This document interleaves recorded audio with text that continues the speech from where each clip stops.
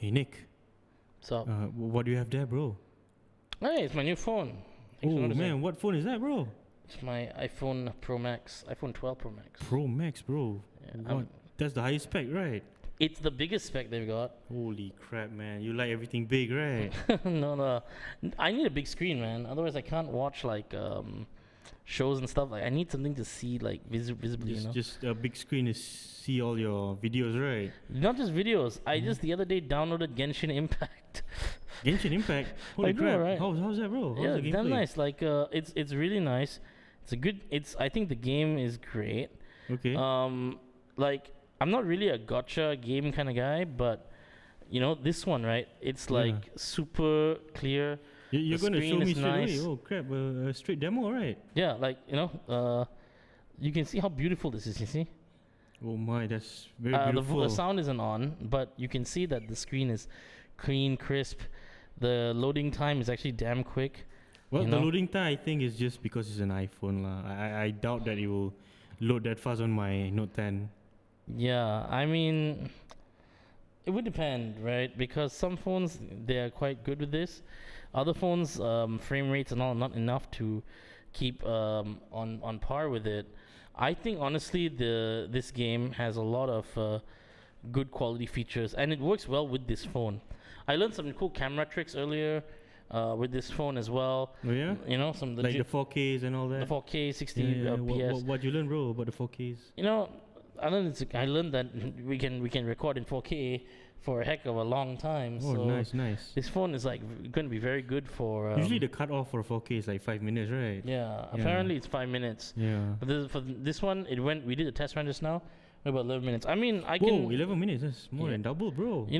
Because I like this phone so much. I think I might like next week do a review for this phone because up to 2 weeks of usage. Okay. Just to show like how the frame rates and stuff Yeah. are. Yeah, it'd be pretty cool. I Imagine if think. you can use an iPhone Pro Max to like record with what phone you have. It's like, whoa, crap, man. That's like a double review, bro. No, I've got to use something else for that. What phone do you use, man? I use it's a. Don't judge me, bro. I'm using a Note 10 Lite, which is Totally. yeah. You know what? If I didn't get this phone, I was going to go with the Note 20 Ultra. Note 20. This is a Note 10, bro. Note 10 Still Lite. a legit yeah. phone, I'd say. I mean, it's pretty Samsung, good. right? Yeah, it has Samsung has a stylus. It's pretty Oh, good yeah. for my work, One of the reasons I was considering going with Galaxy Note is Yeah. the stylus, but I've never used one before, so I don't know like what exactly it's about. I heard it's pretty cool. You use it, right? What do you think? Yeah. It's pretty good for my work. It's pretty good. I have to do sketching and all that, and sometimes I have to sign an agreement. Just use that phone, bro. Ada Yeah. guna, huh? Ada guna, yes. Ada function. Ada function. Yeah, not gebang, huh? Gebang. Mr. Gebang over here. Yeah. Alright, like talking about functional things that work. Apparently, Arsenal is not working at the moment. Something's wrong with Arsenal, and Oh yeah, specifically with Arteta right now. Yeah. yeah, he's under a lot of pressure coming into Yeah. this week. Welcome to Just Talk TV Football. We're going to talk about Arsenal now, and specifically Mikel Arteta's first-year anniversary. How Yes. exactly has he done? So he's reaching up to 1 year of his anniversary in the Premier League in Arsenal. Yep. So obviously he was a very accomplished assistant manager at Man City before this, Correct. and he replaced Unai Emery, who just got sacked halfway through last season. So if he made it through this season, it's gonna be his first full season As So, a manager. as a manager. We're talking yeah. about like a full-time yeah. manager. This is going to be his first Obviously, him full at, stretch at it. him at Arsenal is at home because he used to be the captain for Arsenal. Obviously, he was the talisman and playing from the central midfield and a playmaker, right? He was a playmaker there. And apparently, he was the set piece master behind Santi Cazorla during that time. Yeah, he was pretty much their midfield engine He was a room talisman. kind of guy. He was a Yeah, talisman, they did a lot of good things with him in the midfield actually. yeah. At that time, they won consecutive FA Cups with the Arteta in the midfield, I believe. Yeah. Under Wenger, and he's a fantastic floor general when it comes to looking at how he basically creates spaces in leads his midfield. Yeah. But by an offensive standpoint, it's some of that I think it's also that Catalonian DNA that it seems, because he's gone from Arsenal as a player, Everton, Arsenal, Rangers, or everything from Barcelona, right? Yeah, he And was then a he youth went- player for Barcelona. He was the youth player for Barcelona, Yeah. yeah. And then he went to Man City, where he was a assistant manager to arguably the greatest Catalonian manager that club has ever known, which is Pep Guardiola. Yeah, Pep Guardiola. Arguably, again, if there's another name, we'll come up with that.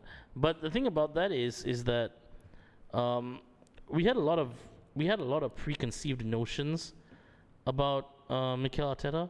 We had a consideration that he might play a certain way. We thought that maybe it was going to be more of a 4-2-3-1 and stuff like that. Mm-hmm. But Arteta's pretty much been that guy throughout, that he's come in, he's had a system, and he's trying to implement that system, I think. Yeah. I mean, I think he's a very systematic person in general, right. especially after his, let's say, under the tutelage of Pep Guardiola. Yeah. So, yeah. He does have that tiki-taka type of touch and play Style, right? Yeah, I'm not saying he's successful, but yeah, they have that sort of DNA there. Definitely. I just think that he's got his set way of playing. He's very young. Yes. He's a very young manager. He's 38 years old this year. Yeah, he's about 30. He's 38, right? That's pretty young for a manager. And I think it's his first job. Yes. To get Arsenal as a first job, I think he's already a club legend by this point at Arsenal as a player. You think so? Yeah. That's a high bar though, being a club legend. Like, he was a talisman at this age lah. At his era in the early 2000s and all that. I don't think it was the main player at Arsenal though. I mean, during the 2010s, I think he was the talisman. Yeah, to be fair, there was other guys like Robin van Persie and all. But Robin Persie, I think he played only like 2 seasons. And again, Robin van Persie will never be a legend in Arsenal. In the 2010, 2011, and then he left in 2012 or something. That's true. Yeah. I think also we have to look at it. Now we're looking at Arteta's record, right? Yeah. He's done 1 year in the Premier League, and in football in general, he's had 1 year as a manager. As a full-time manager. Yeah. He's had 45 total matches. Okay. 27 wins. All right. 7 draws and 11 defeats. This is in all competitions. This is all competitions, and keep in mind he won the FA Cup and the Community Shield. And during that tenure, he has, which is on paper pretty good. I mean, not bad for a first-time manager. I mean, if you look at the total amount of wins that he's had, you wouldn't assume that it's particularly anything bad, right? Yeah, I think he got 2 wins over Liverpool. I think 1 in the league and 1 in the Community Shield. I think. Yeah. Yeah. So I mean, okay, that's on paper that looks good. I think also it spoke volumes as to how he handles the cup games. Like, I think it's been pretty good run. He's got a good haul for his first season in charge. Yes. Yeah. But now we're gonna talk, like, you look at his total record, right? 45 total matches, 27 wins, 7 draws, and 11 defeats. This is his total record. Yeah. When you look at his Premier League record, on the other hand, this is where things start to get a bit dicey for him. Okay. Because his Premier League record is not yet even a full season, but he's averaging about 30 matches, 13 wins, 7 draws, and 10 complete defeats in the Premier League alone. 10 defeats in the Premier League alone. Yes. As you said, in the total matches, he had 11 defeats in his career as Arsenal manager. Yep. And 10 of them comes in the Premier League. Yep. That's pretty bad record. That's a horrendous record. Yeah. That is. I mean, maybe not for teams like. Perhaps it won't be for the case where he's, if we're talking about a club like at a level of Burnley or something like this. Mm-hmm. I mean, not to say that these clubs are bad or anything or small or whatever, but the expectations are different, right? When you compare with Arsenal, their total record, which is 45 matches, you can see that they're doing 27 wins. Majority of the wins have come from cup competitions. Yeah. As well, and you can see that the defeats are pretty much, we know where they're coming from. The defeats, you know what I mean? Yeah. He's been very good in the cup competitions, but in the Premier League there seems to be a stylistic issue with how they're playing, and I don't know what that is exactly. Like, if you look at it, their team lineup, one can argue he doesn't have the players he wants in that team. His Premier League record definitely states that they're not built for the long haul. Yeah. And a lot of that. I mean, with what we have right now, I think if he builds on what we have, buy a few more players, I think that might actually fix a few things. Yeah. But with the current team right now, you can tell it's unfinished. It's an unfinished team. Do you think maybe like with these defeats, right? With the 10 defeats that he has in the Premier League, for example, right? Yep. Do you think that it may be a bit of naivety in terms of how he approaches games? I think yes, that's true. Most of the time when he lost, you can see that it's almost of the same thing. The same issue comes up every game.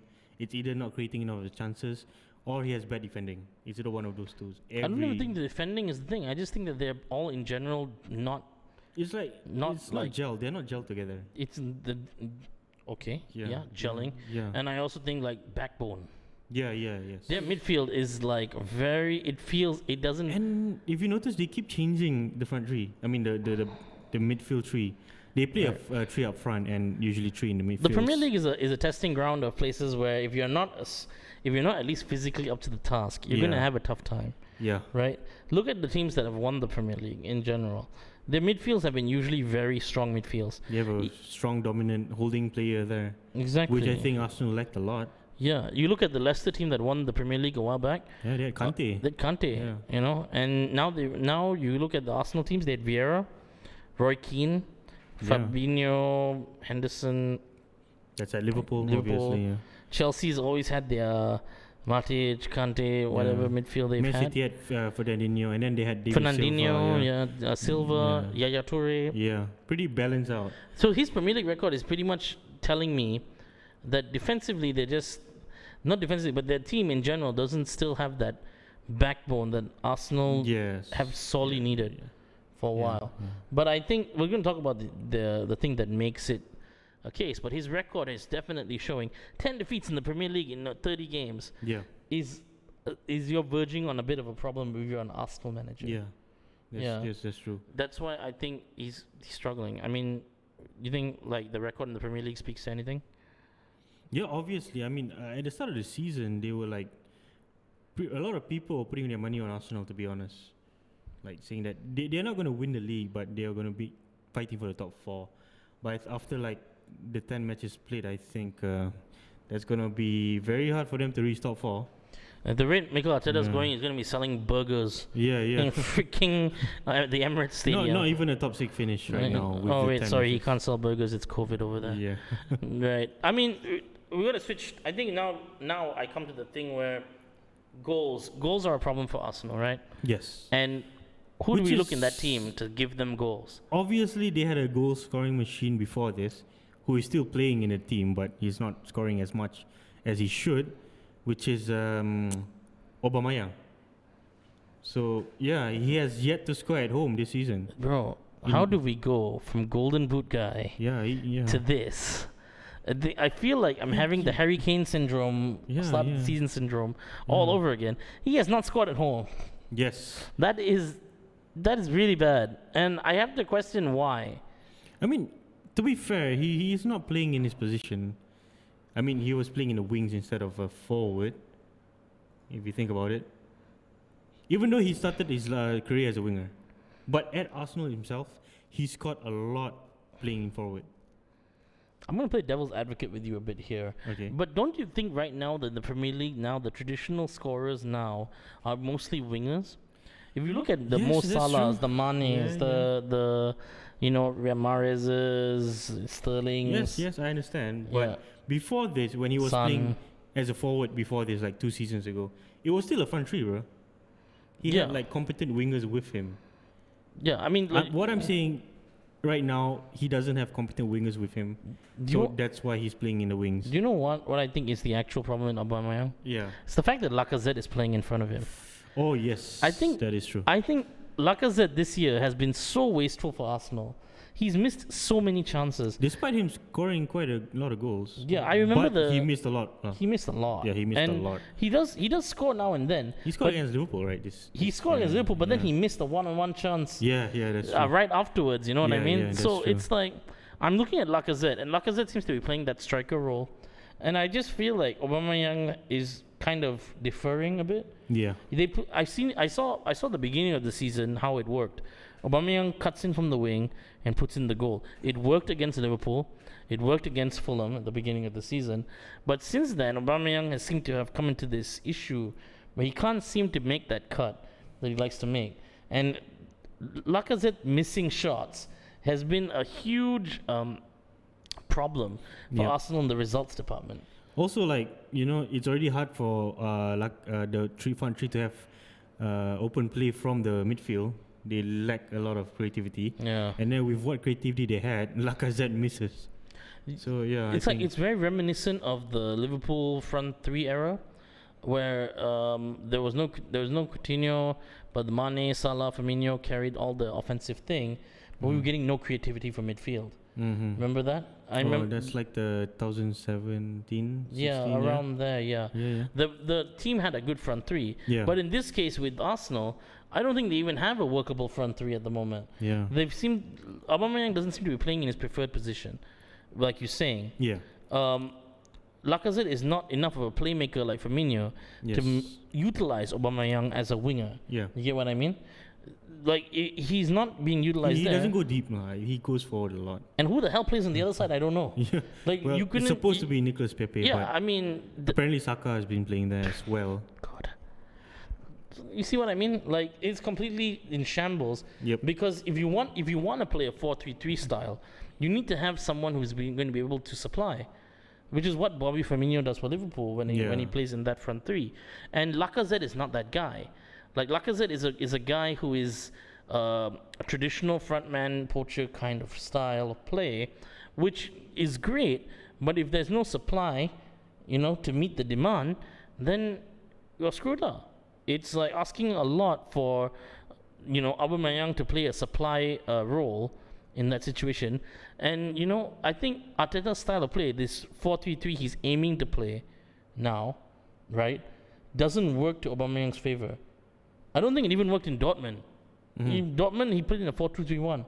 Yeah, that's true. Yeah. And I think that leads me to my next thing about Arsenal, which is they've got someone who I feel might be able to solve some of their issues, but the only problem is he probably doesn't fit into a 4-3-3. And that's Mesut Ozil, right? Okay, yeah. Mesut Ozil is not even registered in the Premier League 25 players for Arsenal, right? Dude, what? How much freaking money is he earning? He's like earning 300 per week, I think. You see, right? I like Ozil, right? But I have no idea what the hell Arsenal is doing, What is Arsenal doing? Arteta might have an issue with Ozil, okay. But at the same time, you don't put him, you have issues or whatever, or the club feels a certain way, you don't exclude him from the 25-man list. Yeah. Even Gareth Bale at least played last season in Real Madrid. He was in Real Madrid. Yeah. And you can see that Zidane hated Gareth Bale. Yeah. Absolutely and hated Gareth Bale didn't want to play. Yeah. He just want to get paid. That's what I'm saying, yeah. So, like, for me with Ozil, I just feel like the issue with me isn't Ozil's ability. Because we all know the type of player that Ozil is. But my problem is, why not make the team molded in a way that they can fit Mesut Ozil and play him? Because now we're seeing the problem is they can't create chances. I've never heard of an Arsenal team that cannot create chances. You know what I mean? Yeah. Throughout history, have you heard of that? No. I mean, Patrick Vieira era, they always had a creatively charged team, right? Yeah. Like the only time they had this Fabregas, issue. Yeah, Fabregas, a boy Vieira, another guy Sylvain Wiltord, Frederick Ljungberg. Yeah. They had them. They always had Ray Parlour as well. Ray Parlour. Yeah. I mean, their midfield was always creative. Yeah. The team was always creative. The team played in a way that was a very creative style of play. And they had their Henry and their Bergkamps and everything up front. At one point, they had like Mark Overmars as well. Exactly. So right now, this team cannot play in that certain style, apparently, because they don't have the people to play it. But then, why not bring in Ozil, make it work? Is it more of a... Is Arteta trying to prove something, or is it what? With Michael Ozil? Yeah, with Mesut Ozil. I have no idea. I mean, like before this, even with the previous manager Unai Emery, Unai Emery has said that Uzil is not really that aggressive enough for the Premier League, and he's not pretty good at pressing offensively. But that's Unai Emery's issue with Ozil. I'm not sure about Arteta. So, do you think he cannot press offensively? I don't think that that Ozil's problem is that I'm very sure Ozil is. Obviously, he can make. He's play. a professional footballer. Yeah. I'm pretty sure he can defend. Yeah. Can he be Jordan Henderson? No. He is a World Cup winner. Yeah, he's a World Cup winner. That. Yeah, he's a playmaker, right? Yeah. And he creates played for Real chances. Madrid. Yeah. He was like owning it in Real Madrid. He was when he first came to Arsenal at one point, he was one of the best midfielders in the world. Yeah, I think Mesut Ozil is a fantastic player. I just think for what Arsenal want to do, he's just not fitting it right now. Yeah. And they just don't seem to want to play him. Like, what is the point? You know what this is? You know what this is, right? It's that London money, yo. It's London. It's like Harrods, everyday Knightsbridge, stay there. Ozil's wife is probably like, hey, I don't want to go. I don't care if you play or don't play. I'm staying here. He wants that London life. He wants that London lifestyle, man. Like, that's all this is. It feels like it. It looks like it. I mean, and he's not going to fight for playtime. You know what I mean? He's going to be, you don't want to play me? Fine, pay me money. I'm okay. Like, as long as I can send my kids to the school down there every day, and my wife gets to buy all the clothing and North London life. North London lifestyle. You know what I mean? Like, I feel like if Arteta suddenly turns around today and says, "Look, Ozil, I'm sorry, we're in a lot of trouble now. I'm playing you against Tottenham this weekend." I think Ozil will be like, I give you a game lah. Huh? Yeah, but the thing is, play. The thing is, right now he can't even play for that game. He's not registered. Oh yeah, he's not even registered. He's not even he can't even fight for it. Can you actually overturn that? I think you have to wait until January or something. Till January, or someone is injured. Someone and they have injured. to like appeal. Right. Something like that. That's what I learned from Football Manager. Something like that. I'm sure it's somewhere along. By the way, if you're looking for a Football Manager, you can hire Dazlan. He has experience. Yeah, I won Champions League with Crawley Town, bro. Dazlan, is your CV going to read like formerly Football Manager of Crawley Town on FM20? Champions League, bro. Champions League. No joke, man. Like you're legit, bro. Yeah, bro. K. Raj Gopal just went to Brunei, right? Oh, yeah, for the Brunei team? Yeah, Brunei national team. Oh crap! I think he's gonna be well paid there. Time for you to take over PJ or something, bro, and go join him, man. Like, what the hell? Datuk K. Raj Gopal, right? Yeah, Datuk. Sorry, Datuk. He's gonna make a lot of bank there, bro. Yeah, a lot. USD, I heard. Yeah. So, I mean, with all this said, it's the 1 year anniversary of Mikel Arteta. And Mikel's going to be facing a big task. There's some rumors that he might be facing the sack if Arteta doesn't get a win. I think I do understand why people would say that, but I think Arsenal has to be staying with Arteta here for the long term. I agree. Yeah, because it's not going to fix, if he gets sacked and they hire someone else. I don't see another manager who's going to come in and do this. But it's imperative. Even if we want him to stay. I think I want Arteta to stay for a footballing reason, right? Yes. I want to see a good Arsenal team, and I like seeing Arteta as a manager. I genuinely think he's a cool guy. He loves the club. Yeah, and he loves the club. Yeah, it's not like as though he looks at the club as a. This is not an Ole Gunnar Solskjaer thing. Yeah. I like him. I think he's okay. But let's face it, it's about results now, and they've got the biggest giant of all results coming this weekend, lah. Yeah, which is a North London derby. These derbies are always the most. This derby, is always the most aggressive one. Yeah, even if both teams are not competitive or skillful, but in this match, every player will turn up. And it's not just the players. I think the hatred goes in the fans, right? And also, it's against Jose Mourinho. Man, Jose Mourinho must be looking like Arteta, like steak right now, man. Yeah. Like Jose Mourinho comes like, I will feast. Mourinho himself doesn't even like Arsenal through the Wenger connection, right? He doesn't like Arsenal to the Wenger connection. Yeah, he doesn't like Arteta to the Pep. Guardiola connection. It's like, I hate Arsenal and I hate Pep. Arteta, both of you. you appeal to both of my things that I hate, so you gotta die. Like, we coming for you, like straight up, like we top of the table now. We top of the table, But you know what makes me think even more that Mo is like that Mourinho is pretty much like living in Arteta's head right now. Yeah. I've not heard a single comment about Arteta from Mourinho. I think he's gonna let the action He's letting all this. Action speaks louder than words. I think he's really. Arteta's got a Europa League match tonight. Yeah. Then he's got to face Mourinho on Sunday. Yeah. Like Mourinho's just sitting there going, I don't have to say anything. Yeah, I mean, like offensively, I have Eric Dyer. I think they're not gonna do it. Send in the Dyer. I gotta say though, that this is a perfect opportunity for Arteta to turn the tide against Mourinho. Yeah. Like, if he wins this game, this derby can be a turning point for him. And I think it might be. It's not gonna be a deal breaker in the Premier League race, but it's gonna play a very huge morale in case, like, if Spurs lose it, you know. Exactly. It's gonna make a dent in the title race, but it's not gonna be the title contender. But I do think title decider, I think that losing this derby will psychologically hurt Spurs. Yeah, and Mourinho. A lot, because this is a big derby and Mourinho feeds off this kind of thing. I mean, they're already riding high on top of the table. I mean, everything's gone well for Spurs thus far. They are contenders right now for the Premier League. Yeah, I think Arsenal have some issues because, one, the team is not doing so well. Two, they lost Thomas Partey. Yes. Partey was signing this summer, right? Yeah. And he was signed from Atletico Madrid. Yeah, from Atletico Madrid for quite a big amount, I think, around 40 million, 50 million. And he is supposed to be the one that is supposed to fix the midfield issue. Thomas Partey, for me, was supposed to be the answer for Arsenal. Yeah. In terms of their spine and their backbone. You know what I mean? Yeah. I felt like with Thomas Partey, they had a much better combative midfield that could win possession, that could make some, defensive adjustments to be able to handle opposition that like to play more possession-based freestyle football. But in this situation, his injury has now basically screwed Arsenal. Yeah. I remember when, at the beginning of the season, Thomas Partey was playing alongside El Neni, and they looked pretty okay. Like, they looked okay. They didn't seem to have issues.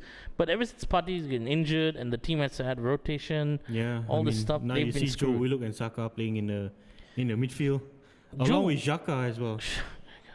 Xhaka, Ceballos are both very functional players. But freaking hell, Joe Willock is... I don't know what's wrong with Joe Willock. I don't know what Joe Willock is supposed to be. He's like supposed to be like an attacking midfielder. I told you, he shouldn't be playing in the number 10 hole. He should be playing in deeper. I don't think he has the skill to be playing deep, to be honest with you. What do you think then he has the skill to be playing, apparently? I mean, not as a traditional number 10.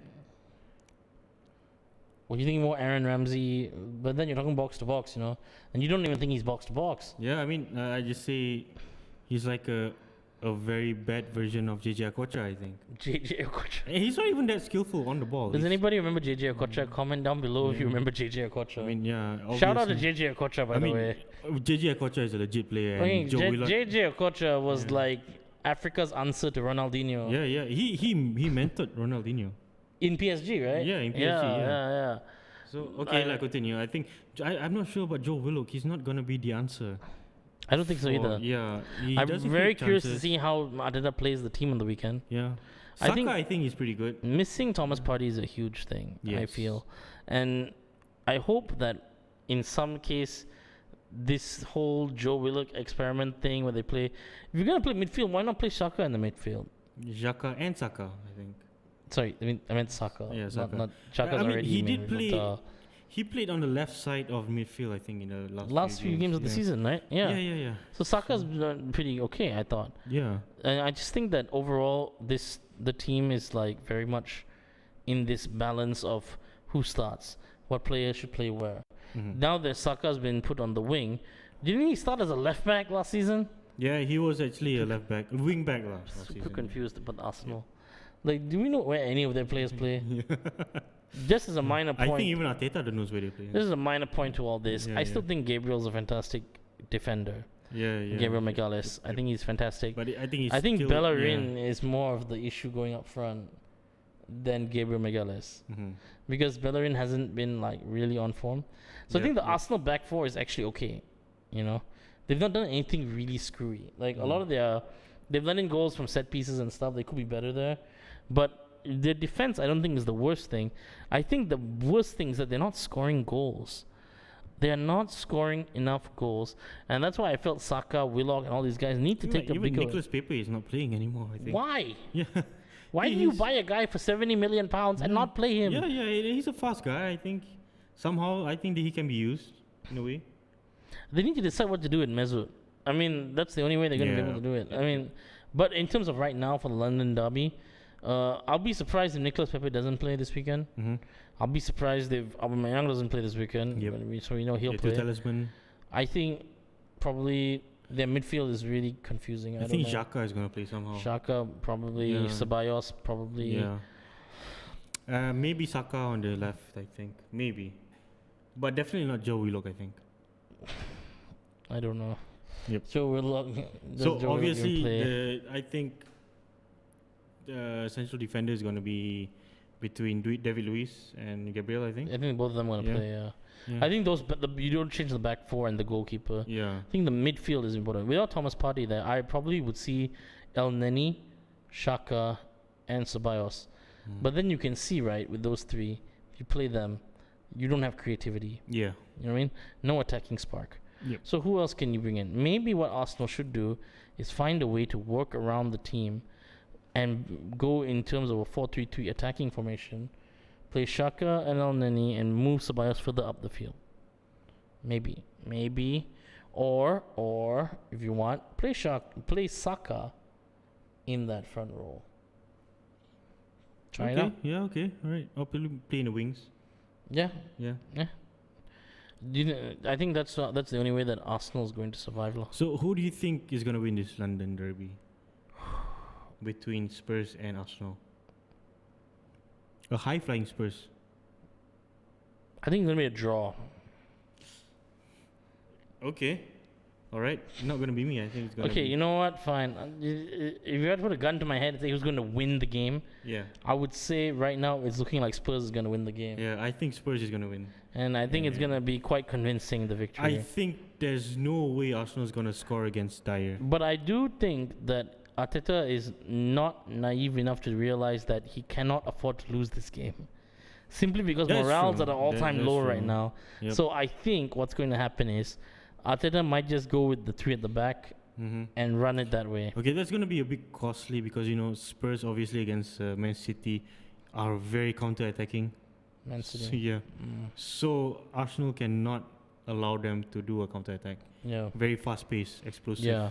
Especially then you got David Kane Luiz supplying the ball. Yeah, especially with David Luiz being very old already. He's not as fast as he should be. Yep. Son's going to have a field day, man. Yeah. You do not want Son to just score from nowhere. Well, I mean, that's what I mean. Maybe what they'll do is they'll sit in deep, they'll soak pressure, and then counter Spurs. Yep. You know what I mean? Yeah. I think if they play a physical game, they could get a draw out of it. Yeah. But right now, I think Spurs is going to win. I think they really have to make do with Aubameyang's speed right now. Right. Yeah, and do a counter attack and just hope Eric Dyer is off form. I mean, Eric Dyer is going to be a very important player. Oh, don't forget as well, Spurs don't have Alderweireld for this game, I think. Yeah, that's why I keep talking about that guy. Rondon. Yeah. Dazlan Samjis. Yeah, Dazlan Samjis.